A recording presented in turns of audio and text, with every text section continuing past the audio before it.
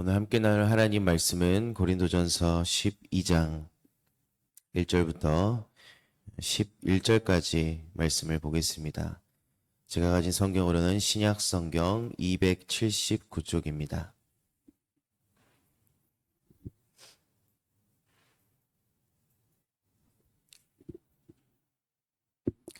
고린도전서 12장 1절부터 11절까지 말씀입니다. 한 절씩 교독하도록 하겠습니다. 형제들아, 신령한 것에 대하여 나는 너희가 알지 못하기를 원하지 아니하노니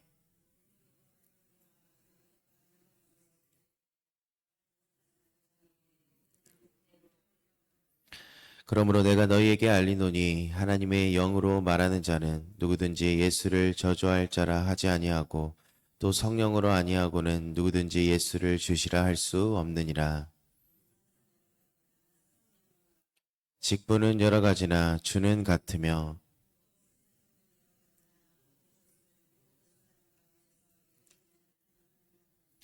각 사람에게 성령을 나타내심은 유익하게 하려 하심이라.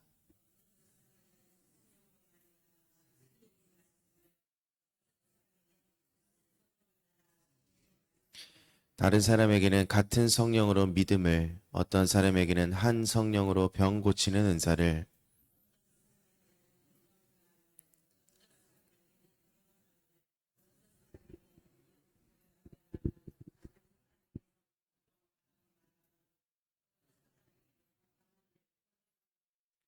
함께 읽겠습니다. 이 모든 일은 같은 한 성령이 행하사 그의 뜻대로 각 사람에게 나누어 주시는 것이니라. 아멘. 네, 우리가 지난 시간에 이 고린도 교회에 있었던 이 성찬의 문제에 대해서 말씀을 나눴습니다. 이 고린도 교회에서 성찬을 나누면서 그곳에서 서로를 기다리지 못하고 또 형편에 따라서 파당이 지어지고 또 분쟁이 일어나는 그러한 사건이 있었습니다. 그들은 그들 가운데 이 성찬의 참된 의미에 대해서 잘 알지를 못했습니다. 이 성찬이라는 것은 예수님께서 친히 제정하신 예식입니다. 이것은 단지 반복되는 교회의 전통이 아니고 성찬은 예수 그리스도의 십자가의 그 복음을 기념하고 또 선포하며 믿음으로 실제적인 은혜를 누리는 자리입니다. 또 동시에 성찬은 우리로 하여금 우리의 죄를 돌아보게 하고 또 회개와 믿음의 결단을 또한 새롭게 합니다. 그리고 성찬은 공동체가 하나 되어서 이 그리스도의 몸을 이루는 고백의 자리인 것입니다. 우리는 항상 이것을 기억하면서 예수님께서 다시 오실 그날까지 그 성찬을 통해서 예수님을 기념하고 선포해야 하는 의무를 가진 자들입니다. 오늘 우리는 고린도전서 12장으로 들어오면서 이 성령의 은사에 대해서 함께 우리가 깊이 묵상하려고 합니다. 오늘날에는 이 성령의 은사들을 오해하거나 왜곡하는 경우가 많습니다. 어떤 이들은 성령의 은사를 마치 특별한 체험이나 능력을 자랑하기 위한 수단으로 삼기도 하고, 또 어떤 이들은 성령의 은사는 이제는 필요 없다라는 것이라며 무시해버리기도 합니다. 그러나 하나님께서는 우리에게 분명히 말씀하고 있습니다. 성령의 은사는 하나님께서 주신 은혜의 선물이며 그 목적은 결코 개인의 영광이 아니라 교회의 유익을 위한 사실입니다. 그런데 이 바울이 주제를 고린도전서 12장에서 다루게 된 데는 또 배경이 있습니다. 이 고린도 교회가 다양한 은사들을 하나님께로부터 또 성령을 통해서 받았음에도 불구하고 그 은사를 가지고 서로가 비교를 하기 시작합니다. 그리고 경쟁하고 또 심지어 그 은사들을 통해서 서로 교만해지는 일이 있었습니다. 방언을 가진 사람들은 이 눈에 띄기 때문에 다른 은사를 가진 자들을 무시하거나 또 은사를 마치 자신의 영적인 수준을 증명하는 이 도구로 여겼던 것입니다. 그 결과는 어떻게 됐겠습니까? 교회가 하나 되지 못하고 분열의 위기에 처하게 되었고, 그래서 바울이 이러한 상황을 바로잡고자 오늘 본문의 말씀을 기록하고 있습니다. 이처럼 성령의 은사를 말하는 이유는 그 기능적인 설명을 넘어서서 이 은사를 둘러싼 이 교만함과 또 오용을 이 복음의 진리로 회복시키고 다시금 이 교회를 하나님의 뜻 안에 세우기 위함이었습니다. 오늘 본문의 말씀을 통해서 성령의 은사가 무엇이고 또 어떻게 역사하시며 또 그 목적이 무엇인지를 함께 나눠보도록 하겠습니다. 먼저 본문 1절과 2절 한번 보겠습니다. 형제들아, 신령한 것에 대하여는 내가 너희가 알지 못하기를 원하지 아니하노니 너희도 알거니와 너희가 이방인으로 있을 때 말 못하는 우상에게로 끌려가던 그대로 끌려갔느니라. 여기서 말하고 있는 신령한 것은 이 영적인 것입니다. 영적인 것들이라고 말할 수 있는데 또 혹은 성령에 속한 것들이라는 의미를 담고 있습니다. 바울이 고린도 교회에 이 과거에 이방인 종교에 있었던 그 영향 아래 있었을 때처럼 어떠한 감정적이거나 이 신비적인 체험에 매료돼서 그들이 잘못된 방향으로 끌려가고 있음을 지금 지적하고 있습니다. 참된 성령의 역사는 우리의 감정만을 자극하는 것이 아니라 그 성령의 역사로 인해서 우리를 그리스도께로 인도하는 것이 바로 참된 성령의 역사입니다. 이 말씀은 신명기 13장 1절부터 3절과 같은 맥락으로 볼 수 있습니다. 거짓 선지자가 표적이나 기사를 행할지라도 그가 하나님을 떠나게 한다면 그것이 참된 것이 아니다 라고 말하고 있습니다. 마찬가지로 어떤 체험이 아무리 강렬하고 잘돼 보여도 예수 그리스도를 주로 고백하지 않는다면 그것은 성령의 역사라고 볼 수가 없는 것입니다. 이어서 보면 3절 한번 보겠습니다. 그러므로 내가 너에게 알리노니 하나님의 영으로 말하는 자는 누구든지 예수를 저주할 자라 하지 아니하고 또 성령으로 아니하고는 누구든지 예수를 주시라 할 수 없느니라. 이 말씀은 이 성령의 은사의 핵심이 예수 그리스도를 주로 고백하게 한 것임을 명확하게 보여줍니다. 당시 예수를 저주받을 자라라고 하는 그 말은 이 유대인의 사회에서나 또 이방인 철학자들 사이에서 조롱하는 것들, 또 경멸의 표현으로 쓰였습니다. 그런데 성령을 받은 자라면 결코 그런 말을 할 수가 없으며 오히려 그 예수님을 나의 주로 고백하게 된다라는 것입니다. 요한복음 16장 13절과 14절입니다. 그러나 진리의 성령이 오시면 그가 너희를 모든 진리 가운데로 인도하시리니 그가 스스로 말하지 않고 오직 들은 것을 말하며 장래일을 너희에게 알리시리라. 성령님께서 우리 안에 오시면 예수 그리스도의 영광을 드러낸다라고 말씀합니다. 즉 성령의 역사는 가장 큰 역사는 우리로 하여금 예수님을 주로 믿고 고백하게 하고 또 그분의 영광을 깨닫게 만드는 것입니다. 또한 고린도후서 4장 6절에도 같은 말씀이 있습니다. 어두운 데에 빛이 비치라 하시던 그 하나님께서 예수 그리스도의 얼굴에 있는 하나님의 영광을 아는 빛을 우리 마음에 비추셨느니라. 이 말씀은 어떤 믿음이 단순한 지식의 문제가 아니고 하나님께서 성령 하나님을 통해서 우리 마음에 믿음을 심으시고 또 그리스도의 영광을 볼 수 있도록 우리의 어두운 그 마음들을 빛으로 조명하신다라는 의미입니다.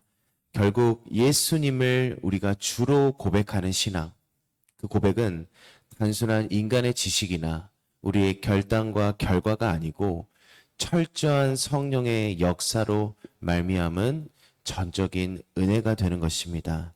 그러므로 우리는 은사를 말하기 전에 기본적으로 이 은혜의 역사를 기억해야 합니다.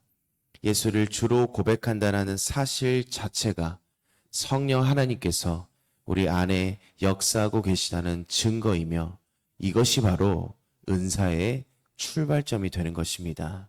우리가 이 은혜 위에 서 있지 않다면 우리가 어떤 은사를 말한다 해도 그것은 방향을 잃을 수밖에 없게 되는 것입니다. 다음으로 본문 4절부터 6절 한번 보겠습니다. 은사는 여러 가지나 성령은 같고 직분은 여러 가지나 주는 같으며 또 사역은 여러 가지나 모든 것을 모든 사람 가운데서 이루시는 하나님은 같으니, 이 세 가지 구절은 서로 이 대칭의 구조를 이룹니다. 그래서 각각의 성령, 또 주 예수, 또 하나님 아버지께 연결이 되어 있습니다. 그래서 성령께서는 은사를, 예수님께서는 직임을, 그리고 하나님 아버지께서는 모든 사역을 주도하십니다. 이처럼 삼위 하나님의 조화 속에서 은사가 주어지고 사역이 진행된다는 것은 이 은사의 다양성이 여러 가지 은사가 있는 것이 어떠한 무질서함을 의미하는 것이 아니고 오히려 하나님의 그 통일성과 질서 안에서 작동하고 있음을 지금 보여주고 있습니다. 에베소서 4장 4절부터 6절 동일한 말씀입니다. 몸이 하나요, 성령이 하나이니 주도 하나요, 믿음도 하나요, 세례도 하나요, 하나님도 한 분이시니. 이 바울이 이 에베소서 말씀을 통해서 일관되게 삼위 하나님의 일체성과 또 은사의 다양성이 조화를 이루어야 함을 강조하고 있습니다. 우리는 이 구조 속에서 교회의 공동체의 다양성을 잘 이해하고 또 이끌어줘야 합니다. 그런데 그것이 분열로 가지 않도록 우리가 삼위 하나님의 질서와 또 하나 되심을 따라가야 한다는 것입니다. 이제 은사의 목적을 한번 살펴보겠습니다. 본문 7절입니다. 각 사람에게 성령을 나타내심은 유익하게 하려 하심이라. 여기서 말하고 있는 유익이라는 단어는 함께 가져온다, 그리고 공동의 선을 이룬다 라는 뜻을 가지고 있습니다. 이것이 무엇을 의미합니까? 성령의 은사는 결코 개인적인 체험이나 만족을 위한 것이 아니고 교회의 유익 그리고 공동체의 덕을 세우기 위한 것입니다. 에베소서 4장 12절 말씀입니다. 이는 성도를 온전하게 하여 봉사의 일을 하게 하며 그리스도의 몸을 세우려 하심이라. 따라서 우리가 은사 받은 자들은 그 은사는 교회의 공동체와 유익과 섬김에 사용되어야 하며 오직 교회 전체를 세우는 데 목적이 있다는 그 사실을 우리가 절대 잃지 말아야 합니다. 개인의 영성을 넘어서서 공동체적 책임을 지는 것이 성령으로부터 받은 그 은사의 진정한 열매가 되는 것입니다. 마지막으로 바울이 은사의 목록을 설명합니다. 8절부터 11절 말씀에 보면 지혜와 지식과 같은 성령의 믿음과 또 병 고치는 은사와 능력을 행함과 예언함과 영을 분별함, 또 각종 방언과 또 방언을 또 통용하는 것들, 이렇게 여러 가지 은사들이 나열되어 있습니다. 그런데 8절부터 11절 말씀 가운데 가장 중요한 것은 맨 처음과 맨 마지막이 중요합니다. 8절 맨 처음에는 뭐라고 말하고 있습니까? 어떤 사람에게는 성령으로 말미암아.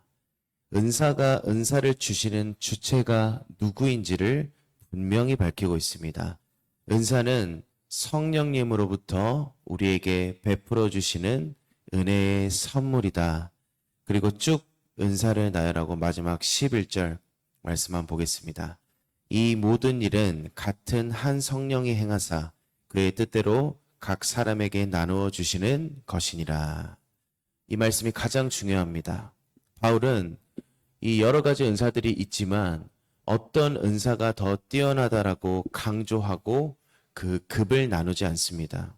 바울이 강조하고 있는 것은 한 성령께서 다양한 은사들을 그의 뜻대로 나누신다라는 사실을 강조합니다. 이 그의 뜻대로라는 표현은요, 하나님의 절대적인 주권을 의미합니다. 은사는 사람이 요구하고 원한다고 주어지는 것이 아니고 하나님께서 가장 선하게 판단하셔서 각 사람과 또 공동체에 맞게 주시는 선물이라는 것입니다. 히브리서 2장 4절입니다. 하나님도 표적들과 기사들과 여러 가지 능력과 및 자기의 뜻을 따라 성령이 나누어 주신 것으로서 그들과 함께 증언하셨느니라. 우리는 어떠한 은사를 받았냐, 이것을 중요하게 생각하고 그 은사들의 급을 나누고 그것으로 인해 교만하거나 또한 실족하지 않아야 합니다. 그것이 중요한 것이 아니고 나에게 성령 하나님께서 베풀어 주신 그 은사를 어떻게 사용하느냐, 그것이 더 중요한 것임을 우리는 분명히 기억해야 한다는 것입니다. 오늘 본문 말씀을 통해서 우리는 성령의 은사가 무엇이며 어떻게 역사하시고 또 왜 주어지는지를 우리가 말씀을 살펴보았습니다. 은사는 성령 하나님께서 주권적으로 나누시는 은혜의 선물이고 그 중심에 가장 중요한 것은 우리가 예수 그리스도를 주로 고백하게 하는 그 믿음이 우리에게 가장 큰 은사가 되는 것입니다. 그렇기 때문에 우리는 어떠합니까? 다른 어떠한 여러 가지 은사 받지 않아도 됩니다. 우리에게 가장 중요한 것은 우리가 죽을 수밖에 없는 죄인이 성령 하나님의 역사를 통해서 예수님을 주로 시인한다. 그것 하나로도 우리는 크나큰 은사를 받은 것입니다. 우리는 은사의 다양성을 인정하되 그것이 교회의 유익을 위한 것이어야 하며 각자가 받은 은사를 통해서 그리스도의 몸을 세우는데 헌신해 나가야 합니다. 교회는 여러 지체로 이루어져 있습니다. 그러나 교회는 한 몸이고 또 한 성령 안에 거합니다. 그러므로 우리는 분열이 아닌 연합과 경쟁이 아닌 섬김으로 또 비교가 아닌 감사로 그 은사를 바라보아야 합니다. 우리가 그 은혜 안에서 겸손히 서로를 섬기며 살아가는 우리 모두가 되기를 간절히 소망합니다. 기도하겠습니다. 거룩하신 하나님 아버지, 오늘도 말씀을 통해 우리 안에 성령께서 역사하심으로 예수 그리스도를 주로 고백하게 하심을 너무나도 감사드립니다. 성령께서 주신 은사를 교만과 비교의 도구로 삼지 아니하고 오직 교회를 섬기며 덕을 세우는 데 사용하게 하도록 성령 하나님 주권적으로 역사하여 주시옵소서. 다양한 은사를 통해서 한 몸을 이루게 하신 그 주님의 뜻을 기억하며 나에게 맡기신 역할에 충실한 지체로 살아가는 우리가 되게 하여 주시옵소서. 회교환수 집사님 1,000번째 예물 드립니다. 이 예물이 쓰이는 곳곳에 하나님의 나라가 확장되게 하시고 하나님의 영광이 드러나게 하시고 기도하고 간구하는 모든 기도의 제목들도 응답하여 주시옵소서. 다시 오실 예수님 이름으로 기도드리옵나이다. 아멘.